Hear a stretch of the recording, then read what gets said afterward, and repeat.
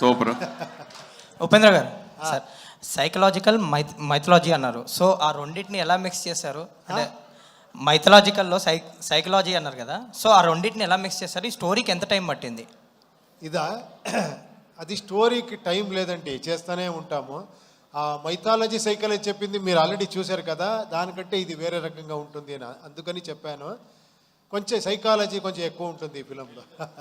ఇందాక మాట్లాడుతూ చిరంజీవి గారితో సినిమా చేద్దాం అనుకున్నాను, కుదరలేదన్నారు కదా, అసలు ఏం జరిగింది అసలు ఆ ప్రాజెక్ట్ విషయంలో?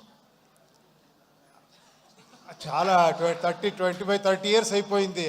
నాకు ఆ మెగాస్టార్ ఇమేజ్ ఏమనే తెలియదు నాకు అప్పుడు. తర్వాత అర్థమైంది ఒక్క మెగాస్టార్ అలాంటి పొజిషన్కి వెళ్ళాలంటే ఎంత ఇది ఉంటుంది అని. ఫ్యామిలీకి కావాలి, యూత్స్కి కావాలి, డ్యాన్స్ ఉండాలి, అన్ని ప్యాకేజ్ ఉండాలి అలాంటి వాళ్ళకి సబ్జెక్ట్ చేయాలంటే. నేను ఏమేమో ఇలాంటి చెప్తే తర్వాత అనుకున్నాను ఇది నేనే చేసుకోవాలి అని. నేను వచ్చేసి నేను చెప్పాను, సార్ నాకు అంటే ఆ ఒక్క ఇది నాకు అర్థం కాలేదు. I'm very unfortunate. ఏమంటే నేను అప్పుడు ఓడిపోయాను రియల్గా చెప్పాలంటే. ఆయనకి సబ్జెక్ట్ చేసేదానికి నాకు అవ్వలేదు. నేను ఎప్పుడూ దొరికిన టైంలో సార్ ఇంకో ఫిలం మీతో చేయాలని అడుగుతూనే ఉంటాను. ఓ మీరు అక్కడ హీరో అయిపోయారు, ఇక్కడ వచ్చేస్తారా మీరు అంటూ ఉంటారు. ఉపేంద్ర గారు సార్, యా సార్ మీరు